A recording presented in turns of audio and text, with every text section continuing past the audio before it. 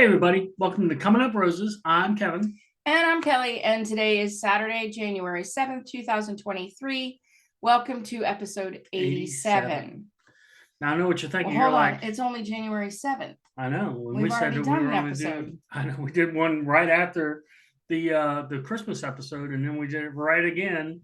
And we said last week it's the year of less, which means less episodes. We were going to do one every 2 weeks, but when life throws a bunch of shit at you. Whenever I say it's the year of less, 2023 came in on a wrecking ball and said, oh no, I'm going to give you way more Said, watch this shit than you can handle in a week. You think you want less? See, I don't think it was more than you can handle. It wasn't more than I could. No, I mean, it was. It was a lot. It was a lot. So and we're going to tell you about it. We're going to start with the absolute. Oh, by the way, look at me repping the Wrexham. Kevin gave me a couple of Wrexham t-shirts for Christmas. Right. We will start with the very odd occurrence that happened on Monday. Yeah. You were watching a football game. Well, not mom. I can't say mom was there, but dad and I were watching a football game, and that never happens. Literally, the only football game we ever watch is maybe the Super Bowl. Yeah, maybe, and that's largely for the commercials. I have really no interest in football.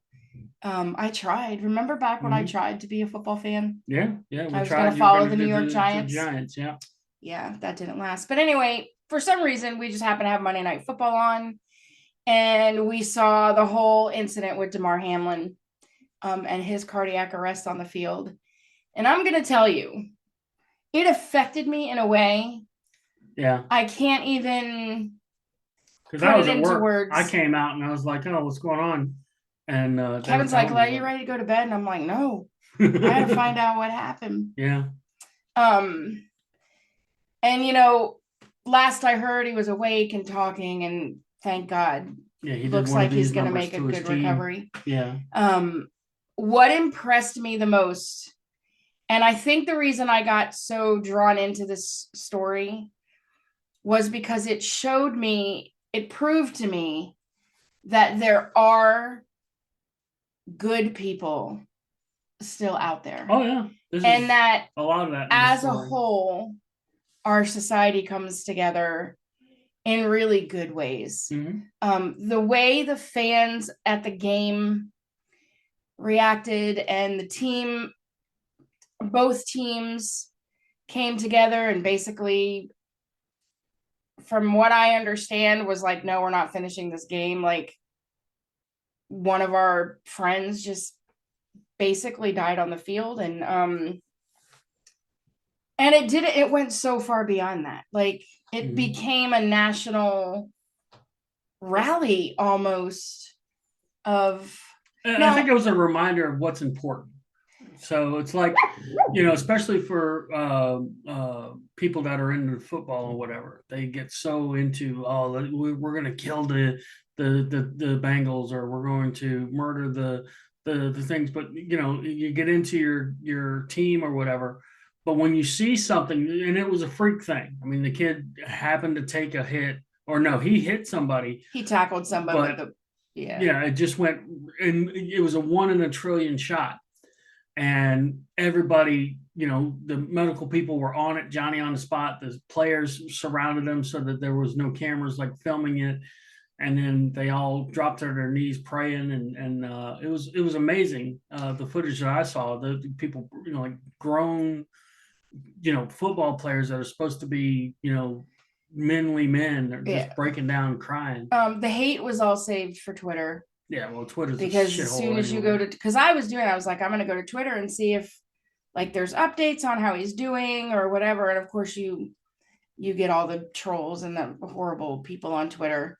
You have to just dismiss that, because honestly, those people would never speak like that to someone's face. But the way Cincinnati rallied in support of him, and how the Bengals fans like left the stadium and went to the hospital to a vigil, were so like accommodating to the Bills fans that were there, and just the show of support. And he had that GoFundMe for his toy Something he drive apparently that started before he was even a professional in player. 2020 he started it with a $2,500 goal.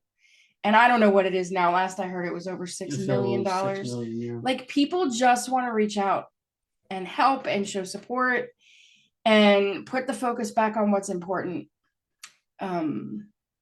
Yeah, it really, that to me, I was really invested with that story all week, like looking for updates and, it was, to me, just, it's a horrible thing that happened. That he's going to be back to where he was before, which is amazing. It was just good to see people unify in a positive way. Yeah. I think we lose sight of that so much. So that was Monday. That was my last day of vacation, winter break. And so Tuesday, I got up at my normal 5:45 time, took a shower, was getting ready for work, and I heard basically all hell break loose in our house. So what happened was, I as you all know, I get up early anyway, so I'm up, and mom and dad were in the living room. Well, first of all, I got up at 3 o'clock in the morning because Tilly needed to go out, and apparently dad had this bruise on his back and a knot. And mom was like, well, as soon as it comes daylight, I'm going to take him to the emergency room. I was like, well, I'm up now. I can take him to the emergency room. But no, we'll wait for daylight because she can't drive it at night. All right. And he wanted to take his morning medicine. And he wanted to take his morning medicine. So finally I get up. Michael's cooking breakfast. I'm, just sitting. Doing this whatever. Is like 6 o'clock in the morning. Yeah. 6:15. 6 o'clock. Yeah. So, barely, like 10 after or whatever. Not even real deal time yet. And big crash. Michael's like, Jesus Christ. And we go out, and then I got to hand it to Michael. Michael, aside from the initial like Jesus Christ. Well, what happened is my dad, we think he passed out. Yeah. Flat on his back. But went down flat on his back in our we have a ceramic tile floor in the kitchen. We have a laundry room off the kitchen that has a bathroom in it, a half bath. And he had gone in there and I guess passed out or whatever, coming out, and went down and hit his head. Thankfully, my brother was right there and did everything right. It was very like, you do this, you call 911, and didn't try to get dad up, but left him. And dad's on, blood thinners since he's had cancer and has had blood clots from cancer. And so we didn't even realize this until after the EMTs left with him. But yeah, because we put a pillow, we took one of the couch pillows, which was a mistake. We should have used one of the shitty pillows from one of the chairs. We're just trying to make him comfortable. Yeah, we threw one of the couch pillows under his head, and EMTs come in, a lot of them. I mean, we made people late for work. There's no way that we didn't make people late for work, because it was like 6:30 when people are starting to leave to go to work, and there's this big ass fire truck, a big ass ambulance, the EMT truck, plus there was cops. There was a couple cop cars. I mean, a lot of people respond. He had split his head open and was bleeding, and because head wounds bleed a lot anyway, but then he's on blood thinners, so there was a lot of bleeding from that. Michael was like, I'm riding in the ambulance with him. So I'm like, okay. So I called my friend Robin at school, and I was like, this is what's going on. I'm not gonna be able to come in. I'm heading to the hospital. And we took mom and went to the hospital. So they told us they were taking him to one hospital. And then when they got to that hospital, they decided they were going to turn around and take him to another hospital, which is our level 1 trauma Virginia Beach hospital. And so we ended up there, and they admitted him. No, they, brought him in and checked him out, did a CT. Almost within the hour, they had done a CT. Tilly, be quiet, please. Well, for the head injury, I'm sure. Yeah, because he hit his head. They were so crowded that they had him on a bed in the hallway. So they have rooms, and then they have hallway spaces outside of rooms that they've numbered. So it's like room 27 and then hallway 27. and that person's right on a gurney in the hallway. So that was Tuesday morning.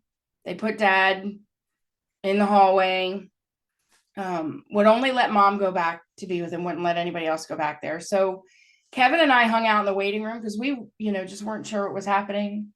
And let me tell you, if you need a check-in on the blessings you have in your life, spend some time in the emergency room just in a waiting area. You don't have to go back to the emergency room. Just wait in the waiting area. We saw some really interesting people in handcuffs and people who. Yeah, this dude looked like the most white toast person you ever.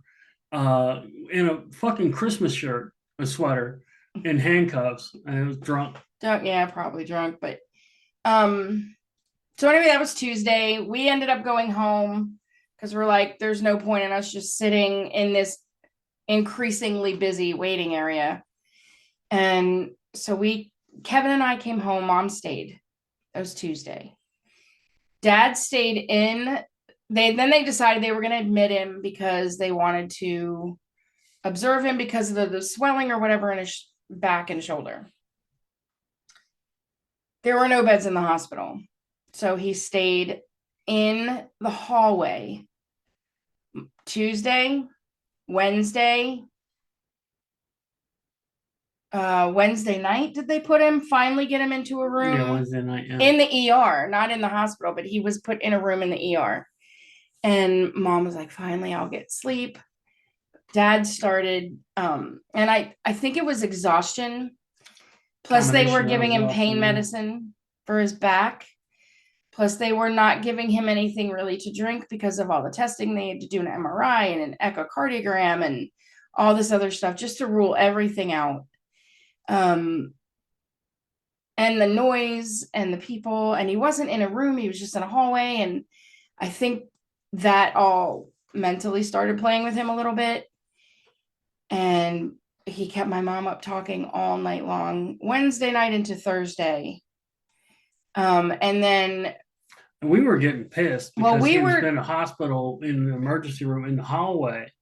And I remember this, I wanted to mention this, that you got to a point where, maybe I'll call and do a patient advocate or something to try to get him out of the hallway. That was on my plan. I'm like, at 9:00, I'm calling a patient advocate because why they got this, nearly 80-year-old cancer patient in the hallway full of COVID people. Right. And in my head, I'm like, there in 24 hours, there has to have been a room in that ER open up that they could have moved him into. He's compromised. My mom's got COPD. She's sitting in the hallway. I know there were COVID positive people in the waiting room when we were there because they told them they were COVID positive. I'm like, oh my God, we've worked so hard to because they've never gotten COVID. I haven't gotten keep COVID. them away from it. And they're just sitting in this. The only one in the house that's gotten COVID is you. Yeah. Twice. I haven't had it twice. No, you only had it once. You had the scare twice. So I was like, all right, I'm bringing mom breakfast. And then I am calling a patient advocate because this is insane. Yeah. This was, I can't remember what day. So I go in, I think it was Thursday, Tuesday. I think it was Wednesday. No, either way, we're not going to waste your time arguing about days. But anyway, so I go in and they're like, oh, you can go back. He's still in the hallway at this point. And so they're like, just go down, take a left, you'll see him in the hall. So I was like, okay. So I go in there and I was like, I am in the middle of a third world mass casualty event. There were people in every space in the hallway. There wasn't a 6 or 7 foot length of space that didn't have someone in it. And they're all old people. And so I'm like navigating through, trying to you don't want to look at people, but you have to look because I have to find out. I don't know where he is. And so I'm kind of like checking everybody out and turn the corner and I'm walking. And finally I see my mom sitting, see the back of her at a corner. And so I walk up and I give her breakfast. I'm talking to her. I'm talking to dad. Dad looked really good at this point. And I was like, I was going to call a patient advocate because they are leaving my 79-year-old dad in the hall with cancer in the hallway. But he's one of like 100 elderly people Minimum. sitting in the hallway. Yeah, no doubt. And then I'm like, maybe they're using the rooms for people who are COVID or flu positive to kind of isolate them a little bit. And if that's the case, okay, like I can't get on the nurses. I can't, because they are busting their, I mean, I've never seen It's crazy. people work so hard and just be 'Cause I at the went- beck and call of like so many different people. Because when I brought him dinner, it was still like that. And I got to see it firsthand. Like seeing old people in the hall with just like diapers on and shit. And Yeah, that was Wednesday. yeah. So Wednesday night, they said they were going to let him go. He needs an echocardiogram. We're going to do that first thing in the morning. And if that comes back fine, they're going to release him. Okay, good. Don't forget the girl with the colonoscopy. Yeah, we'll talk about that in a second. So I talked to mom. I'm like, okay, I'm going to go to bed. It was like 10 o'clock Wednesday night. I'll call out again. So I called out of work Tuesday and Wednesday. I'm like, I'll call out of work again Thursday because he's going to come home. And then Kevin's off on Friday, so I should be able to go to work. I should be good to go to work on Friday. At about 10:30, mom texted me and she's like, we got a room in the ER. And I was like, oh, thank God. Like now you can close the door, turn off the lights and sleep because, that's really what you guys need is sleep. So Thursday morning rolls around. Mom texts me at 6:15 in the morning. And she's like, are you awake? And I was kind of like just waking up. So of course I was like, yeah, I'm up. She's like, I'm going to call you. They took dad to get an MRI. So I'm like, well, why didn't he get an MRI? I thought we were waiting on an echocardiogram. Like my sister had called the nurse and spoken directly to the nurse. And the plan that I understood was they had him first in line for the echo. They were going to do that and then get him discharged because they want him out of there as bad as he wants to be out of there. So I'm like, quite. Okay. I don't understand why they're giving him an MRI, but mom's like, well, he was up all night. He's very confused. He doesn't know what's going on. He's not sure where he is. I've told him over and over and over and over again what's happening.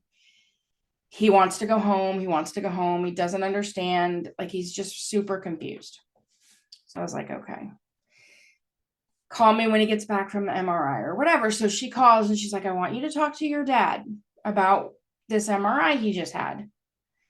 So I get on FaceTime with him and he starts telling me this story about the MRI and how when he got in the machine, I mean, he went on this, like, it flew up to like 60,000 feet. Then he was flying it. And then it came all the way down into the ocean and down into the ocean floor, down into like microscopic level. You could see the worms and everything. And then it was back and you could see all these fish. And he's like, and then I started to feel like I could fly it. So I started controlling where it was going.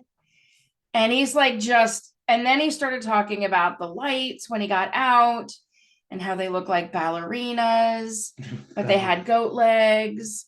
And then he told mom there were aliens in the lights in the room, like complete hallucinations. But like really tired. Really adamant that this happened. I've never had an MRI like this before. There was no paperwork. I had no paperwork. And I said, well, Dad, normally when you get an MRI, you go outpatient because he does an MRI like every 3 months. Mm-hmm. And I'm like, this time you're in the hospital, there is no paperwork. Oh, yeah, okay. But adamant, like he just kept retelling the story and retelling the story and retelling the story about his ride. Well, I mean, if you think about it, it's the most amazing thing that can possibly happen. And so I'm talking to him and I'm like, all right, Dad, I think what you need to do is just get some sleep. Like try to close your eyes. And he goes, well, your mom is real mad at me. I really pissed your mom off. And I'm like, well, you need to let her sleep too. She looks really tired. Like close your eyes and go to sleep. Like we love you. I'm on my way up there. Well, he was asking mom too, like why Kevin's company was ordering all these tests and was Kevin going to come and take him to have the test done? And he was just super confused. So I hung up and I got so upset. I was like, oh my God.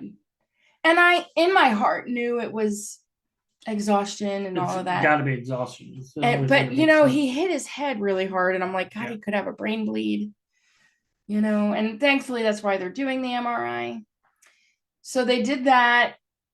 Then they came and got him for the echo. In the meantime, he was gone for the echo. When he came back, we were there. Yeah. And he just started, he was like pulling things out. I'm going home. I'm going home. I can't believe that he said to my mom, I can't believe that you and Kelly are fine with me being held hostage here. And I just want to go home. Like everybody who came in, I just want to go home. We're waiting for test results. As soon as the test results are back, you can probably go, more than likely. I want these needles out of my arm. And like, he just was adamant. And then finally I finally said to him, Dad, like, you're not going anywhere. We're going to stay here until they find out, because, well, what happens if I go home and I do have a brain bleed? And symptoms get worse, we'll just come back. And I'm like, and then you're back in the hallway, like, no, we're not doing that. We're going to stay here and find out if everything's okay. And we turned the lights off and I'm like, just close your eyes and go to sleep. Like, and he slept for maybe 40 minutes, 45 minutes. Then he started making a little bit more sense once he started like actually sleeping. But he did freak us out a little bit too, sitting there in the dark, total dark, as dark as you can get in that. And yeah, they were both asleep, or I thought that. I guess he wasn't, because he remembers saying it to me. Mm-hmm. But he just like turned and he looked at me and he went, Death Watch. And I'm like, Kevin's like, no, Dad, this isn't your death watch. Like, you're just resting. You're fine. Having been on death watch, that was not death watch. But of course, his doctor finally expedited the MRI read. That took forever. And everything came back fine. You knew it was good before she did. I did. I saw it in my chart, in his Centera My chart. And I was reading the results and I texted my sister and I'm like, they just posted his MRI results. So she was working. So she went and she's like, yeah, it looks like it says this and this, but nothing's unchanged since its last MRI. It looks like he's fine. So, we knew he was okay before the doctor even came in and said he was okay. But then they finally let him go. Well, so it's like, okay, good. We're going to get him home. We got home about 5:00. Well, the mad hunt started too, because your mom wanted to get that lift. Oh, well, then Mom started getting just punch drunk because she was tired. Yeah. And she started focusing in on getting this elevator lift to get him up the steps in the house. She just would not let. I'm like, Mom, we're not going to make any big decisions on this while you haven't had sleep in 4 days. So no matter what we do, that's not going to get installed before we drive the 30 minutes home. Yeah. We'll get him up the steps. We'll get him comfortable. He'll be okay. Michael would have been. Michael was home. Like we were fine to get him in. You have to come up like 4 steps to get into our house. I could have lifted him up and fireman carried him up the steps. So I said, you just need to not make. She was trying to order her plane tickets to go to Atlanta for when they go to California. She wasn't all there. I'm like, don't do any of these things while you're not completely awake, because and don't get pissed at me. My mother-in-law watches the show. Don't get pissed at me because you were just overly tired. I think I finally said, you're starting to act like Dad when he starts obsessing about something when he hasn't, So anyway, we got them home. Dad made it up the stairs great. Yeah. Actually, I thought he did a great job. We were all like, damn, that was way easy. Fantastic. I didn't even, I was behind him and Michael was in front of him and you were in front of him. I had my hand on his back and stuff, but he didn't even falter at all. He just, by the way, like the weird thing on his shoulder that was the initial cause of concern why Mom was going to take him to the hospital was why they were keeping him, because it got bigger while he was in there on Tuesday. Then switched doctors Wednesday morning and she looked, it was completely gone, except for a little bit of swelling. They still don't know what that was all about. Probably just the pulled muscle. But maybe, he has problems with mobility in his shoulder and he could have just torn something or whatever. But everything, all his tests turned out fine. So we get him home Thursday. He's clear-headed, like he's not confused anymore. And he's like, I think I'm just going to sleep in the recliner in the living room because I'm not sure I'll be able to get up out of the bed in the middle of the night if I have to get to the bathroom. So I was like, okay, but his recliner stands him all the way up. So Mom's like, I'll sleep out here too. And I said, yeah, well, Mom, once she falls asleep, that's going to be it, because she hasn't slept in 4 days. I said, I'm going to sleep out here too, because I'm afraid he'll try to get up in the middle of the night and get himself to the bathroom and in the dark, and he's unsteady. So all four of us slept out. It was like Christmas Eve when I was a kid. All four of us slept out in the living room. And Kevin's kind of a heavy sleeper. So I didn't feel comfortable going to sleep. I was pretty much up, awake I maybe dozed in and out here and there. Every little movement he made, I was like turning my flashlight on my phone and looking at him. I was dead asleep to make sure. And he did get up one time to go to the bathroom. Kevin got up and helped him. That was around 3:00. Standard 3:00 wake up, because Tilly generally gets up about 3. She wouldn't leave me alone. We had turned the heat up in the house because Mom and Dad were cold. I was sweating my ass off. Tilly wouldn't settle down. I was like, all right, I'm just. Well, and just so you all know, Thursday, the house was empty, which is unusual. Mom and Dad were gone all week. She's panicked about that. And Tilly was, yeah, she had a bad week. Tilly had a bad week. So I called my friend Robin and I'm like, I'm not going to be able to go to work on Friday because there's just no way.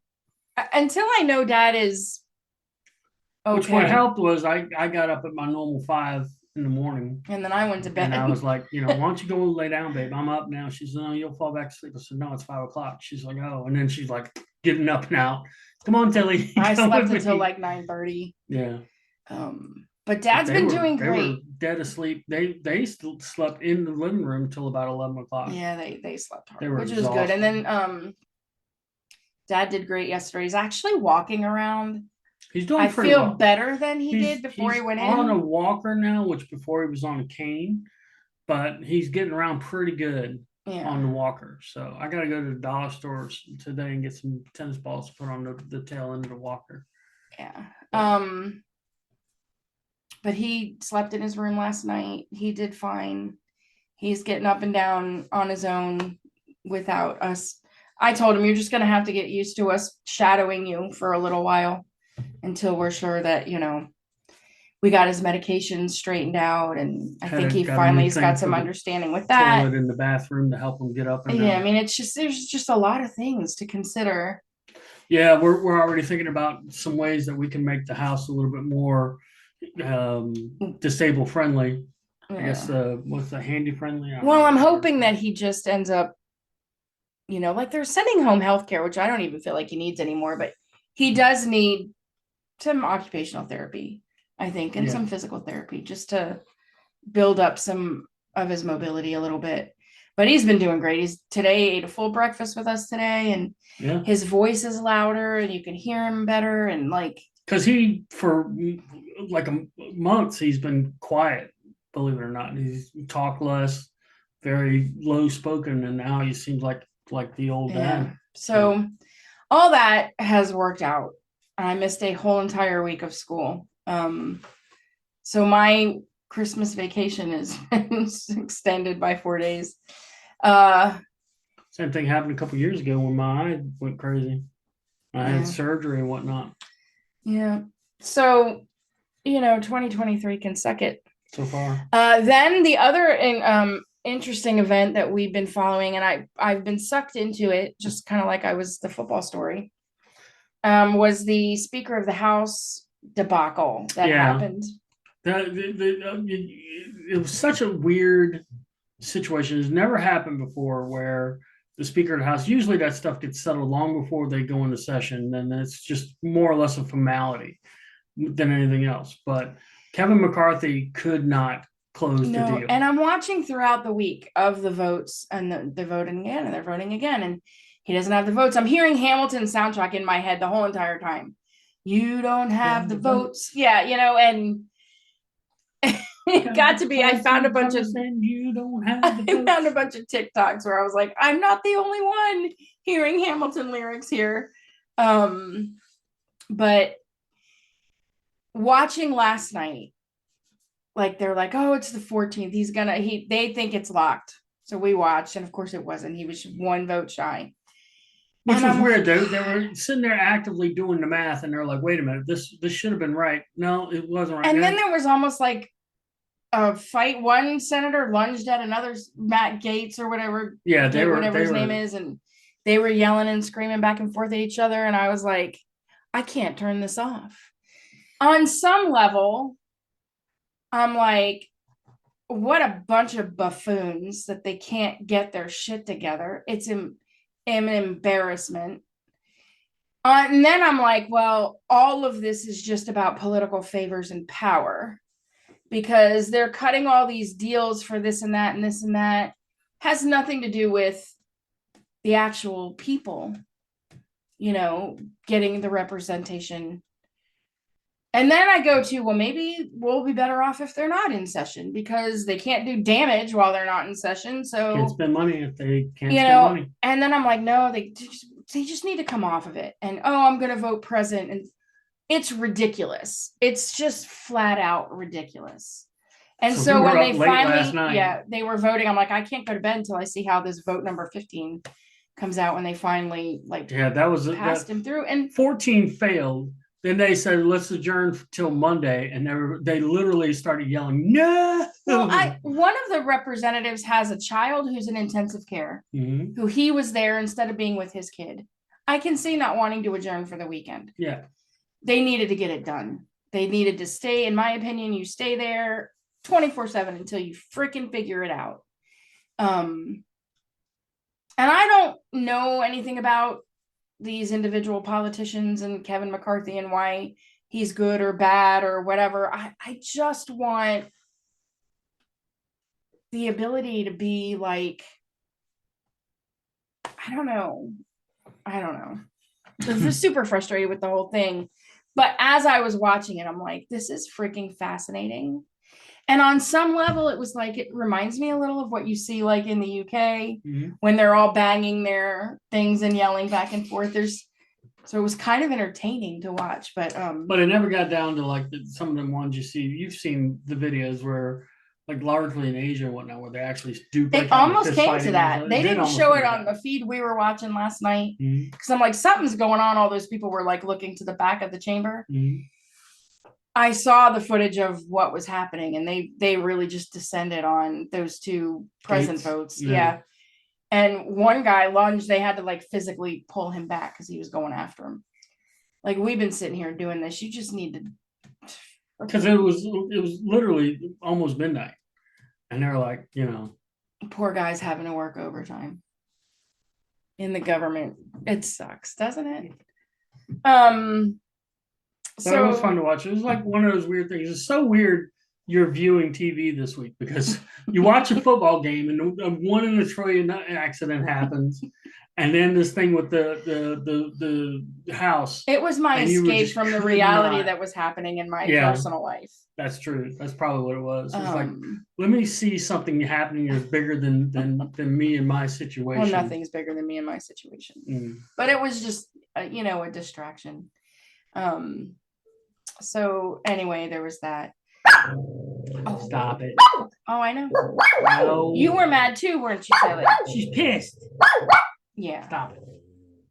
Stop it. That's okay. Stop it.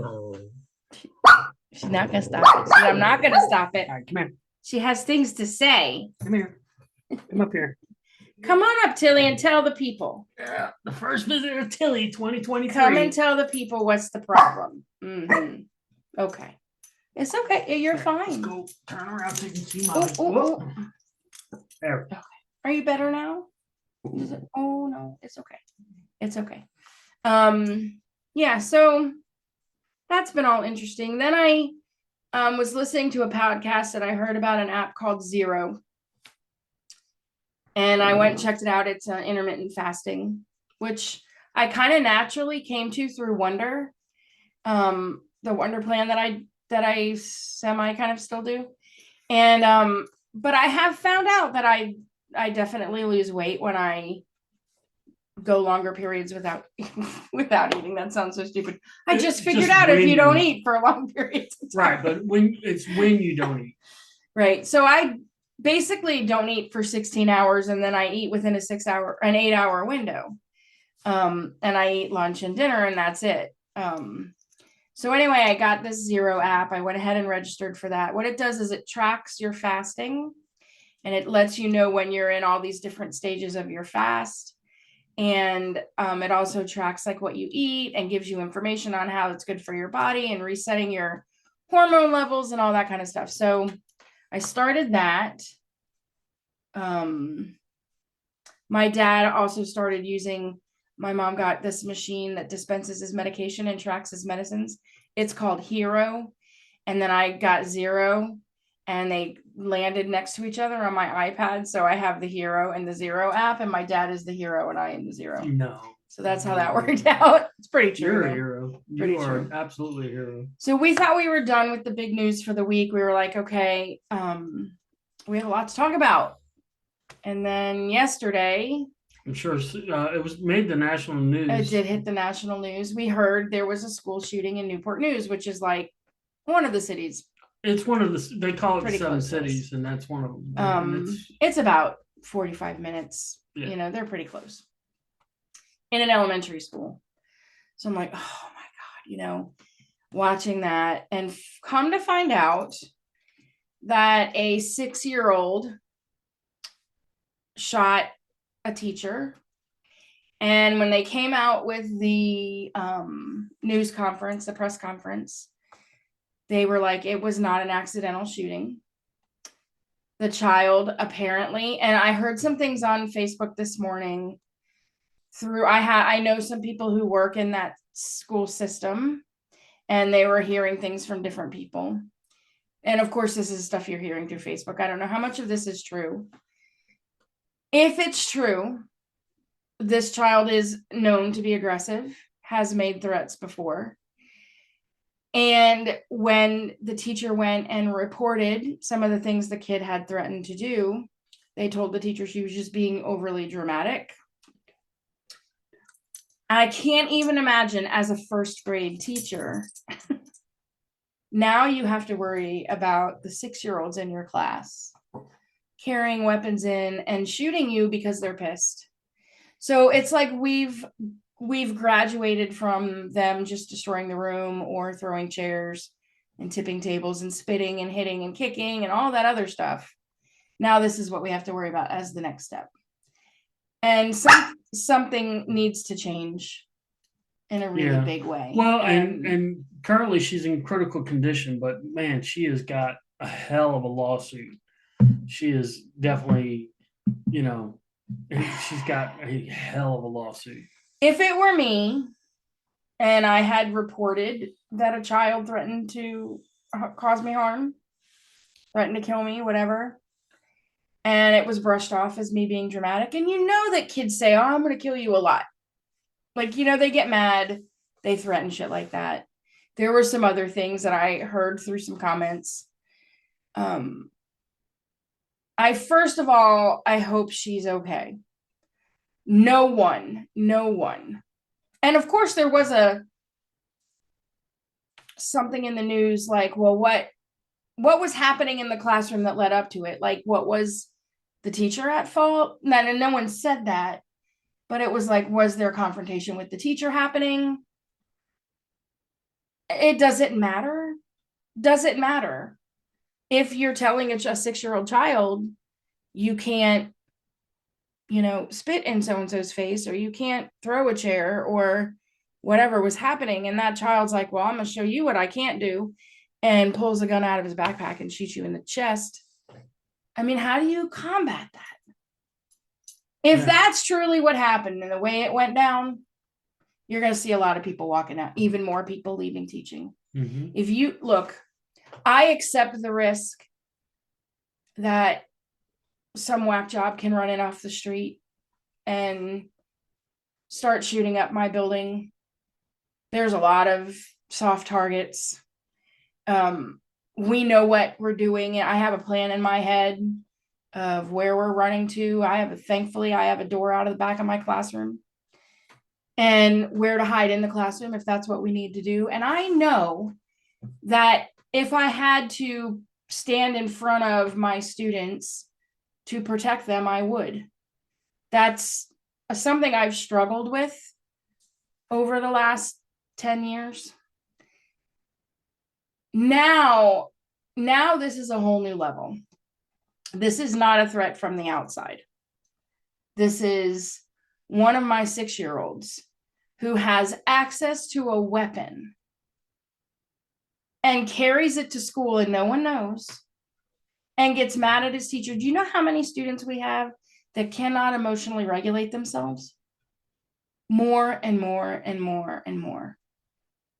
And until we figure out how to deal with that, and it isn't about the teacher building a relationship and all the social emotional needs the kids have, that's all well and good. A good teacher should have been doing that all along anyway. And she may have been. And I'm sure she was. I'm not making any statement on the teacher at all. I'm talking about the system in general, where kids are coming. Stop it. She hears her friends. She hears her friends outside. Sorry, Can you open the door and let her out? Come on. She's going to go out there and tell them. Go get him. Get him.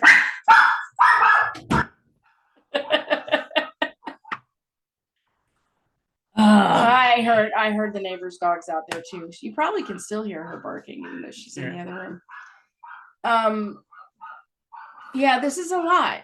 This is a lot to like take in for me, because I worked really hard. I had many anxiety issues start up over a school shooting that I could personally connect to. Sandy Hook. And it took me a really long time to like learn how to manage my anxiety. And I feel like I'm at a place where I'm managing my anxiety pretty well. I made it through this whole week with only one little minor, meltdown. And I woke up this morning and I got dressed in my size smaller jeans and my size smaller shirt. And I went with my husband to the grocery store and I got out of the car today. And I walked in, no wheelie cart. And I said, I'll walk over here and get this. You just go to the pharmacy, pick up what you need. And the real miracle is I had to pick up something from a mother-in-law and I had to remember her birthday. And I did. Good for you, baby. But I'm getting Kevin bought me an Apple Watch for my birthday. And so I am tracking my steps and tracking my heart rate and learning how to use this thing and doing the whole, only eating within an 8-hour window. And I even have started drinking my coffee without sugar in it. I mean, like, I really feel like I've gotten a good hold on all of the stuff that was causing me, how my anxiety was manifesting. You've been doing great. Which all was triggered, I believe, by the school shooting in Newtown. Now this is not something I ever contemplated. No. Like, I never thought the threat would be, now, a threat of a school shooting would be one of my 6-year-olds. High school, yeah, I mean, you hear yeah. But like elementary school, you just have a different feeling. Everything's more nurturing and lovey, and we're more, not more patient, but we're very patient with disruptions and behaviors. And I mean, I'm hoping that this really opens the eyes up and says, all right, we need to stop letting teachers have to deal with these violent kids on a daily basis while they're trying to teach. Yeah, but the thing that's going to have to happen is, and I'm sorry, I'm not generally one that says sue, but this lady has got to sue the fuck out of. Well, if she lives, which I pray she does. But she needs, or her family needs to sue I'm gonna the tell shit you, out of. If the stories everybody. I heard today are true, that school system is in for a lot of trouble. Oh yeah, they're going to be shelling out millions of dollars. So yeah, and they'll be, somebody's going. And they also need, the parents need to go to jail, in my opinion. Sorry. Yeah, parents need to go do time. If you're leaving your 6-year-old have access to a handgun, and again, not hypothetical, allegedly, like they say on Hey Maid, allegedly, this child had brought gun paraphernalia to school Like bullets or something. before. I mean, what do you do? Metal detection is the only thing. Mm-hmm. You walk every child through metal detection. You walk every adult through metal detection. You walk every person who comes into the building is screened for metal weapons. That's the only way. And then you're still going to get the whack job who just runs in and does what he wants to do. But at least that's a threat you're aware of. Well, and we have to control what we can control. One of the things they talked about was securing schools, and that went nowhere. But they were talking about no, because everybody's afraid, it'll make people feel uncomfortable. Yeah. Well, you know what makes me feel uncomfortable? The fact that any one of my students could be carrying a weapon that they're going to intend to harm me if I don't let them have recess with their friends, or you never know. Like, oh, I can't have that Play-Doh. Blocka. I mean, I've had students that are emotionally dysregulated over things that are they have a different color eraser on their pencil than I do.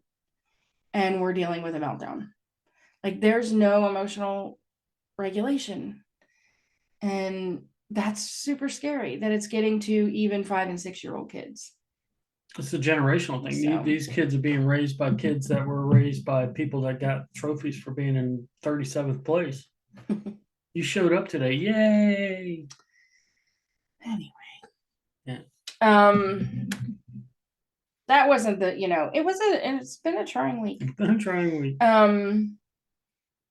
What else we got? I think that's it. Anything else? Oh, we did get the house decorated. Yeah. Got all the Christmas tree down and all the stuff down. away. We got a new bag for that. We have to replace a couple strings of lights on the tree. Every year. At least they waited until after Christmas to go out. Yeah, there's that. Beyond that, hopefully this will be a high rated episode. One of the things that I noticed is like the highest rated episode that we had was the week after my mom died, and now that everybody kind of knew we had a lot of traffic on our Facebook page, so I'm guessing you folks really want to know about the old people. We don't care about you guys. We care about the old people. Let us know. Well, this week has taught me. It's put me where I feel a shift happening, and that, like, I'm at a certain stage in my life where you shift from, your parents being the ones and they still are certainly the ones you trust with your advice and all that kind of stuff, but somehow shifting into a more active care role of like making sure their medicines are straight and making sure they're not falling. Yeah. Making big decisions without sleep and making sure they're eating okay and keeping track of their doctor's appointments and all. Yeah, I figured out that like when we got a shift bid coming up, and I gotta keep my shift pretty much where it is now, so that I can and get them to do their appointments in the morning, so I can help them. Just so that it's just a shift in how we're gonna have to do things. Yeah, but I guess everybody, all my friends my age are like going through the same exact thing where they need to be more aware of what's happening with their parents. It's just a tough part not a tough part of life, but like definitely a shifting, perspective. Yeah. And you have to be there to do what you have to do. That's just what it comes down to. I just want to shout out my hero of the week right here. I would not have made it through this week. Honestly, would not. Kevin was right there, stepping up every single day, doing things that he probably never thought he would do. And he takes it all in so much like stride and doesn't seem to stress over it. And I know he kind of had the weight of the world on him this week. And because for me it was easy. I mean, my best friend is my TA, so she was the one, and she's my other hero of the week who made it I didn't have to worry about school. And my administration was phenomenal, calling and checking and telling me to take whatever time I needed. And I had no work stress about missing the time. Kevin's job was real good to him. A little more stressful about it, but Yeah. Well, it all worked out, and I just couldn't have done it without you. Glad to do it. So he's my hero. He's my hero. I'm his zero. Oh, that's not even true. You're my hero. I can't function as an adult without you around. I wouldn't be able to order my own breakfast. What are you talking about? Yes, you would. They don't even know what you my talking name. about, Willis? They don't even know my name at the Chick-fil-A. You wouldn't order through the app. You'd just roll up to the window. You'd figure it out. Yeah. All right. So happy 2023, everybody. Week 1 and done. We're, the first week is over, and I'm still getting used to all these little things popping up on my wrist. I was gonna start a timer so I knew how long we were doing this, but forgot. Yeah. Will week 2 hold the same kind of fun as week 1? Who knows? We'll see. My birthday's coming up. Can we just get through my birthday like event free? I want an eventless birthday. Yeah. Can we do it? Maybe. We'll see. The world seems to be pointing us in a direction, so we'll see. We'll see. Maybe the next week we'll be like, well, all we did was have flank steak. Shortest episode ever. We made flank steak. Bye, everybody. All right. Very good. Y'all take it easy. Be good. Hug your people. We'll see you when we see you. Bye, everybody. For reals.